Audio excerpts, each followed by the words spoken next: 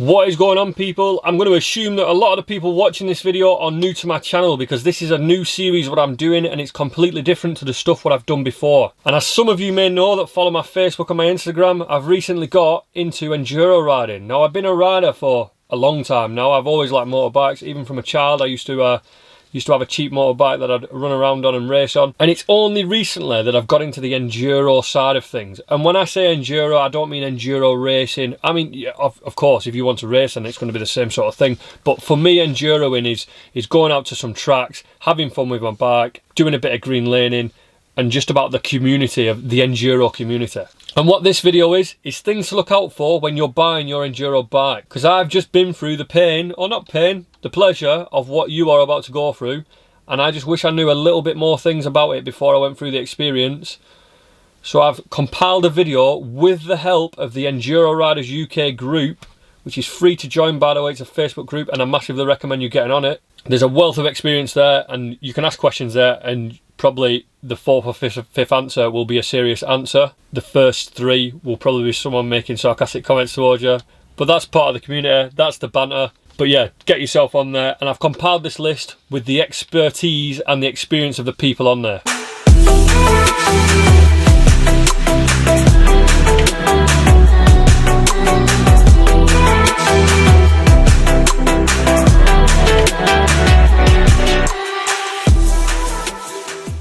So the first thing you should look out for when buying your enduro bike is a cracked frame or cracked subframe. Why would you look out for these more than when you're looking out, for example, a road bike? Because this video is aimed at people that ride motorbikes, you know motorbikes, but you're just getting into this new type of bike. So why is that something that you want to look out for?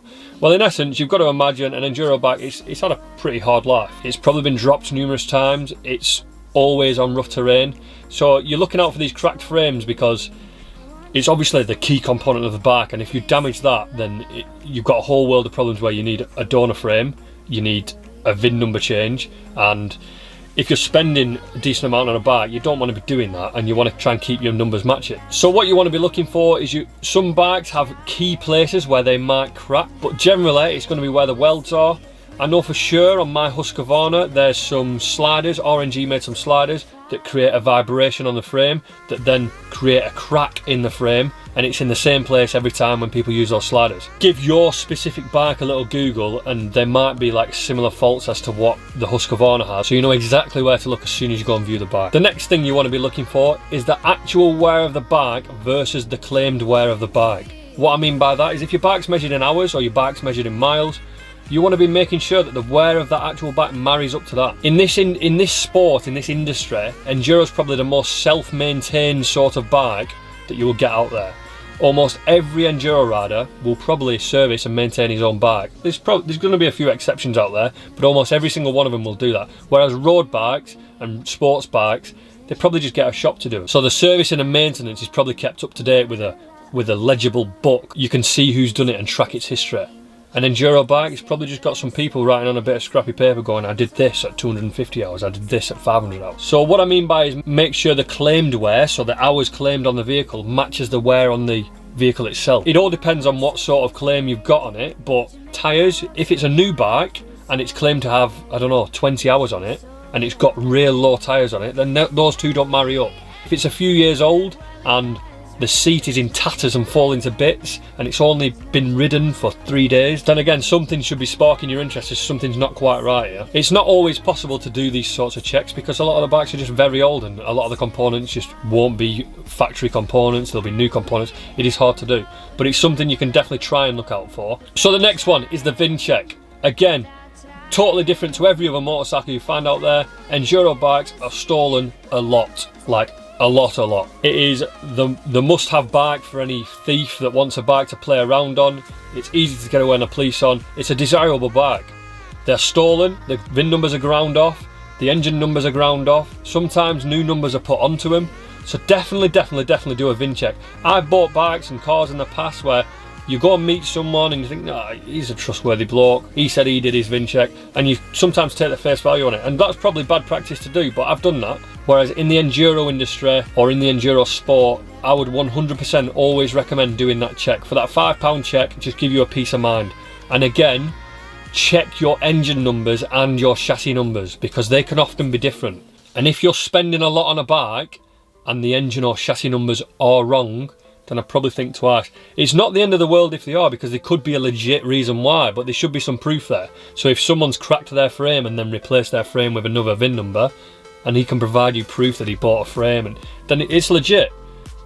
But it's when you've got stuff that's been ground off and hidden, and one of the best ones is when a frame's usually blasted and powder coated. Certainly on some of the KTM frames, it can take the VIN number off completely, and it might be a genuine mistake from some owner that's done it.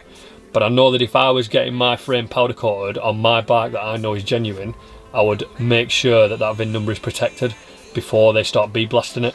Next one is WD-40 everywhere. What they'll do is they'll spray WD-40 all over the bike. It makes everything look nice and shiny. It hides stuff, it hides scratches. So if you go to a bike and it's just covered in WD-40, it's probably got something sinister that it's hiding. The next one is just check for those expensive components. So you've got your forks, your rear shocker. They're really expensive components, and if they do fail or if there's something wrong with them, that's probably going to be the most expensive thing you're going to replace.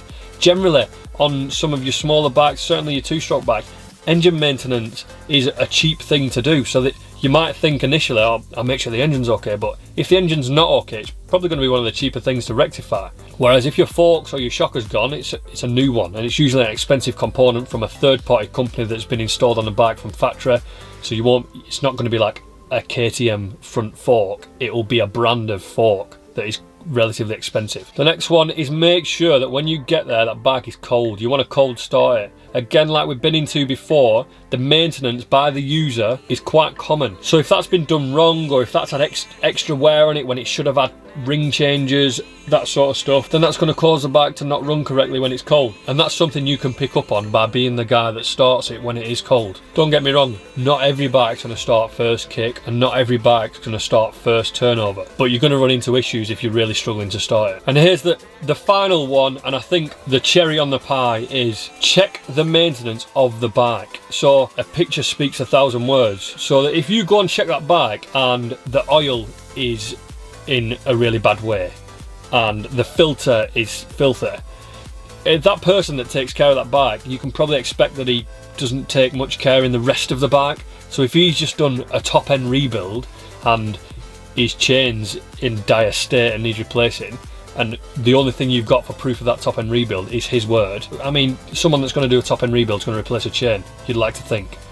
Same again with the filter being dirty and not oiled. It's just a very low maintenance job. If they've not done that, then that'd be ringing some alarm bells in my head, thinking, what else have they skipped out on? Where else have they cut corners on this bike? I hope I've given you a few pointers when you go out shopping for your Enduro. And like I said at the beginning of the video, if you're not already on the ER UK, the Enduro Riders UK group, get on there. It's a great place to be. You'll get some routes out there. You'll get some kit that you can purchase used. There's loads of people all over the country. I think we're up to nearly 6,000 members now. So there's a lot of people, lots of advice, and lots of routes that you can go on with people and organise events. So definitely get yourself on there.